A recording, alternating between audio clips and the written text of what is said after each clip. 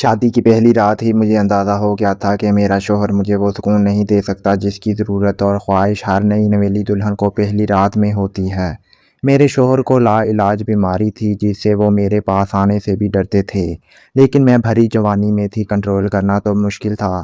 ایک دن جب میں تنہائی میں اپنی قسمت پر زور زور سے رو رہی تھی تو میرے شوہر تو کام پر گئے ہوئے تھے، لیکن میرے سسر نے مجھے اس طرح روتے ہوئے دیکھ لیا۔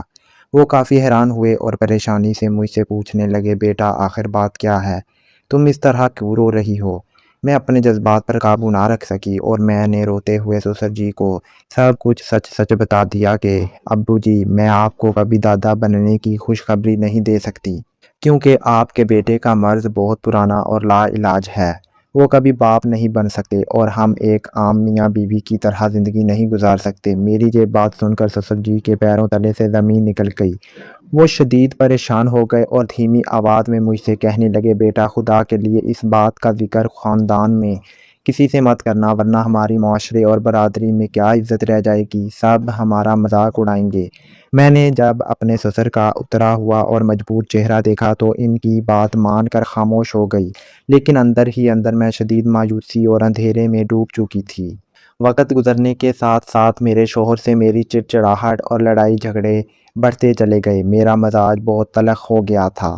اب میں اپنے شوہر سے پوری طرح بیزار ہو چکی تھی۔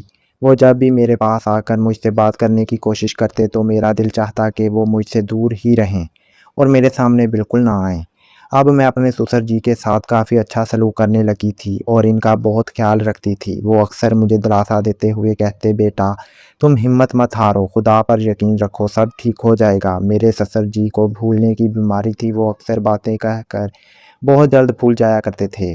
ایک دن میرے ذہن میں خیال آیا کہ کیوں نہ سسر جی کی اس بھولنے کی لت کا فائدہ اٹھا کر اپنے شوہر کا کسی اچھے اور بڑے ڈاکٹر سے خفیہ علاج کرواؤں، تاکہ کسی کو پتہ بھی نہ چلے اور خاندانی عزت بھی بچ جائے، کیونکہ سسر جی کی بینک اکاؤنٹس اور جائیداد کا سارا حساب کتاب وہ خود ہی دیکھتے تھے۔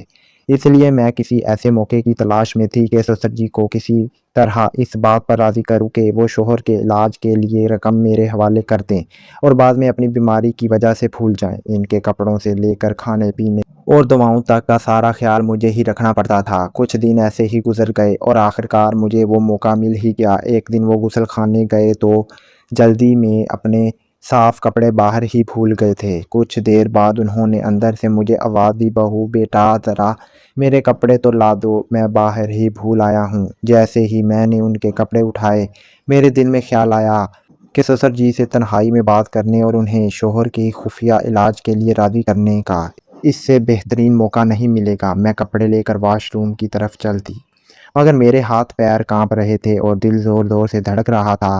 میں سوچ رہی تھی کہ نہ جانے میری اس بات پر سسر جی کا کیا رد عمل ہوگا، مگر میں نے ہمت جما کی اور دروازہ کھٹکھٹا دیا۔ جیسے ہی سسر جی نے دروازہ تھوڑا سا کھولا، میں ان کے ہاتھ باہر نکالنے سے پہلے ہی کپڑے دینے کے بہانے اندر داخل ہو گئی تاکہ وہ جلدی میں دروازہ بند نہ کر سکیں۔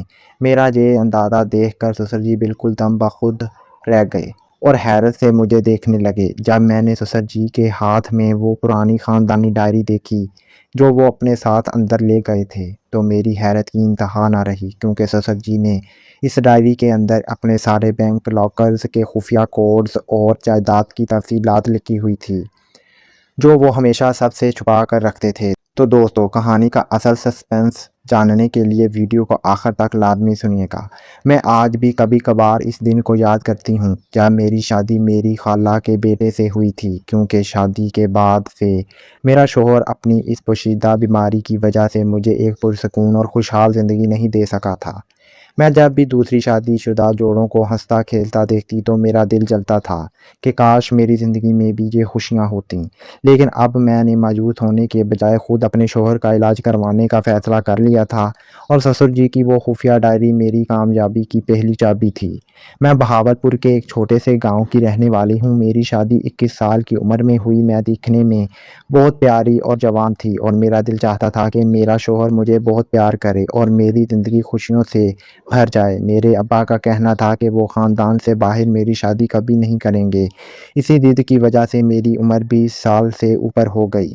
ہمارے خاندان میں بس ایک ہی جوان لڑکا تھا جو میری سگی خالہ کا بیٹا تھا۔ جب ابا کو کوئی اور رشتہ نہ ملا تو انہوں نے میرا رشتہ اسی کزن سے پکا کر دیا۔ وہ بہت سیدھا سادہ، شریف اور خاموش رہنے والا لڑکا تھا۔ ابا نے مجھے سمجھایا، بیٹا وہ بہت نیک ہے، تمہیں ساری زندگی کوئی تکلیف نہیں دے گا اور بہت خوش رکھے گا۔ وہ اتنا سیدھا تھا کہ مجھے حیرت ہوتی تھی کہ کیا اسے دنیا داری کی کوئی سمجھ بھی ہے یا نہیں، مگر اس کا دل بہت صاف تھا۔ وہ میری بہت عزت کرتا تھا اور آہستہ آہستہ مجھے بھی اس کی یہ سادگی اچھی لگنے لگی۔ میری خالہ دوسرے گاؤں میں رہتی تھیں جہاں میری شادی کی تیاریاں شروع ہو گئیں۔ میں بہت خوش تھی کہ اپنی خالہ کے بیٹے سے شادی کر کے سسرال آ گئی۔ ساس اور سسر نے میرا بہت اچھے سے استقبال کیا اور مجھے بہت پیار دیا۔ شادی کی پہلی رات میں کافی گھبرائی ہوئی تھی کیونکہ ہمارے ہاں لڑکیوں کو شادی شدہ زندگی کے بارے میں پہلے سے کچھ سکھایا نہیں جاتا۔ جب میں دلہن بنی کمرے میں بیٹھی تھی تو میری خالہ میرے پاس آئیں اور پیار سے سمجھانے لگیں، بیٹا میاں بیوی کے درمیان کی باتیں اور گھر کے معاملے ایک بہت بڑا راز ہوتے ہیں، انہیں کبھی بھی گھر سے باہر نہیں نکالنا چاہیے۔ اگر تم نے اپنے گھر کی باتیں دوسروں کو بتائیں تو یہ بہت گناہ کی بات ہے اور اس سے عزت خراب ہوتی ہے۔ میں نے اپنی خالہ کی بات دل سے لگا لی اور پکا ارادہ کر لیا کہ میرے اور میرے شوہر کے درمیان جو کچھ بھی ہوگا وہ ہمیشہ ایک راز رہے گا اور میں کسی کو کچھ نہیں بتاؤں گی۔ جب خالہ کمرے سے باہر چلی گئیں تو میں بڑی بے چینی سے اپنے شوہر کا انتظار کرنے لگی۔ میرا خیال تھا کہ شادی کی پہلی رات چاہے کوئی کتنا ہی شریف کیوں نہ ہو، وہ اپنی دلہن سے دل کی باتیں ضرور کرتا ہے۔ میں بھی بہت پرجوش تھی، مگر جیسے ہی میرا شوہر کمرے کے اندر آیا وہ مجھ سے بھی زیادہ گھبرایا ہوا تھا۔ میں نے سوچا کہ شاید یہ سب اس کے ساتھ پہلی بار ہو رہا ہے، اس لیے میں نے اس کی گھبراہٹ کو نظر انداز کر دیا، لیکن وہ تو مجھ سے ایک لفظ بولے بغیر چپ چاپ بستر پر دوسری طرف کروٹ لے کر لیٹ گیا۔ مجھے بڑی حیرت ہوئی اور ایسا لگا جیسے بات چیت شروع کرنے کے لیے پہل مجھے ہی کرنی پڑے گی۔ جب میں نے خود آگے بڑھ کر اس سے بات کرنی چاہی تو اس نے روتے ہوئے مجھے بتایا کہ وہ ایک پرانی اور شدید جسمانی کمزوری کا شکار ہے جس کا کوئی علاج نہیں ہے۔ میں نے اس سے پہلے کبھی ایسی باتیں نہیں سنی تھیں، اس لیے معصومیت میں نے اس کی بات پر یقین کر لیا کہ شاید وقت کے ساتھ سب ٹھیک ہو جائے گا۔ میرا شوہر بہت کوشش کرتا تھا کہ وہ مجھے ہر طرح سے خوش رکھے۔ وہ روز میرے لیے خوشبودار گجرے لاتا، اچھے اچھے سوٹ خرید کر دیتا، مگر وہ مجھے ایک نارمل اور مکمل شادی شدہ زندگی کا وہ سکون دینے میں ناکام تھا جو کسی بھی لڑکی کا حق ہوتا ہے۔ کچھ عرصے بعد جب میں نے مجبور ہو کر اپنی سہیلیوں سے اس موضوع پر بات کی تو انہوں نے مجھے بتایا کہ ایک نارمل شادی شدہ زندگی کیسی ہوتی ہے اور میرے شوہر میں کس قدر بڑی کمی تھی۔ تب مجھے احساس ہوا کہ میری زندگی ادھوری رہ گئی ہے، لیکن جب بھی میں یہ بات کسی کو بتانے کا سوچتی تو مجھے خالہ کی کہی ہوئی بات یاد آ جاتی کہ گھر کا راز باہر نہیں جانا چاہیے۔ چنانچہ میں نے اپنی قسمت سے سمجھوتا کر لیا اور دل کو سمجھا کر بیٹھ گئی۔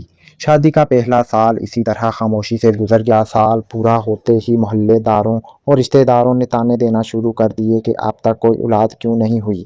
ان کی باتیں سن کر مجھے بہت دکھ ہوتا تھا کیونکہ یہ میرے بس میں نہیں تھا، مگر ایک سال گزرنے کے بعد میری اپنی پریشانی بھی بڑھنے لگی تھی کہ آخر یہ سونی گود کب ہری ہوگی۔ اسی دوران میری خالہ کی طبیعت بہت زیادہ خراب رہنے لگی۔ وہ اکثر ہم دونوں کو پاس بٹھا کر کہتی تھیں، بس مرنے سے پہلے اپنے پوتے یا پوتی کا منہ دیکھ لوں، مگر ان کی یہ خواہش پوری نہ ہو سکی اور وہ جلد ہی اس دنیا سے رخصت ہو گئیں۔ خالہ کے جانے کے بعد میرے سسر بالکل اکیلے ہو گئے اور انہیں اپنی شریک حیات کی موت کا بہت صدمہ ہوا۔ اب گھر میں صرف ہم 3 لوگ ہی رہ گئے تھے۔ میرے سسر نے اتنی عمر میں بھی اپنے آپ کو بہت فٹ اور چست رکھا ہوا تھا۔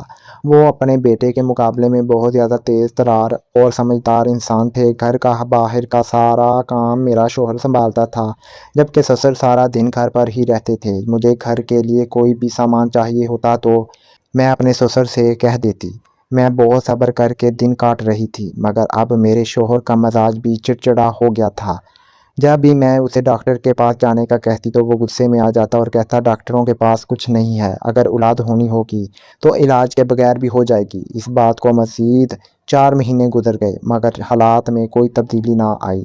شادی کے 3 سال بعد بالآخر ایک دن میرے شوہر نے مجھے ڈاکٹر کے پاس جانے کی اجازت دے دی۔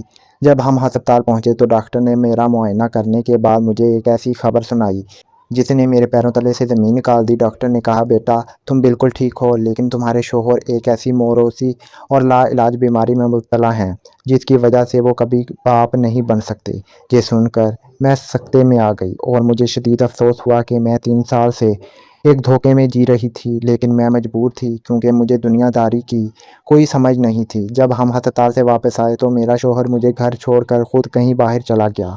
मैं कमरे में बैठकर ज़ारों की तार रोने लगी। मेरे ससुर ने मुझे रोते देखा तो परेशान होकर वजह पूछी। मैंने रोते हुए ससुर जी को डॉक्टर की कही हुई सारी सच्चाई बता दी।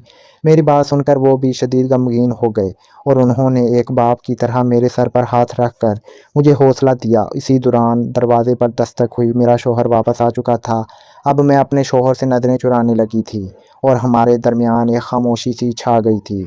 कुछ दिन ऐसे ही गुजर गए। मेरा शोहर अपनी बीमारी के एहसास जुर्म की वजह से ज़्यादातर घर से बाहर रहने लगा और घर में सिर्फ मैं और ससुर जी होते थे। ससुर जी को भूलने की बीमारी थी, इसलिए वो अक्सर घर के ज़रूरी कागजात और अपने बैंक लॉकर्स की चाबियां कहीं भी रख कर भूल जाते थे। एक दिन वो गुसल खाने में गए तो अपनी वो पुरानी ख़ानदानी डायरी वहीं भूल गए जिसमें जायदाद के अहम राज लिखे हुए थे। जब मैंने उन्हें वो डायरी देने के लिए दरवाज़ा खटखटा कर हाथ आगे बढ़ाया तो उन्होंने मेरा हाथ पकड़कर मुझे अंदर बुलाया और सरगोशी में कहा, बहू बेटा, ये डायरी अब तुम संभाल लो। मेरा बेटा तो बीमार है और मुझे भूलने की लत है। मैं चाहता हूँ कि मेरे बाद तुम इस जायदाद की वारिस बनो और अपने शोहर का इलाज किसी बड़े मुल्क से करवाओ। ससुर जी का ये बड़ा फैसला देखकर मेरी हैरत की इंतहा न रही, क्योंकि जिस जायदाद को ख़ानदान वाले हड़प करना चाहते थे, ससुर जी ने वो मेरे नाम कर दी थी। हमने इस बात को एक राज ही रखा। कुछ अरसे बाद अल्लाह के फजल और अच्छे इलाज की वजह से मुझे औलाद की खुशखबरी मिली। मेरा शोहर ये समझकर बहुत खुश था कि ये सब उसकी किस्मत का फल है, जबकि मैं जानती थी कि ये सब ससुर जी की माली मदद और अच्छे डॉक्टरों के इलाज की बदौलत मुमकिन हुआ था। एक दिन मेरे शोहर ने अपने बूढ़े बाप से कहा, अब्बा जी आप अकेले हैं, आप दूसरी शादी कर लें। लेकिन ससुर जी ने मुस्कुराकर इनकार कर दिया, क्योंकि वो जानते थे कि अब इनकी जायदाद और इनका घर एक सलीकामंद बहू के हाथों में बिल्कुल महफूज है। ये ख़ानदानी राज हमेशा मेरे सीने में दफन रहा कि अगर इस दिन ससुर जी मुझे वो डायरी ना देते तो आज हमारा घर कभी आबाद ना हो पाता।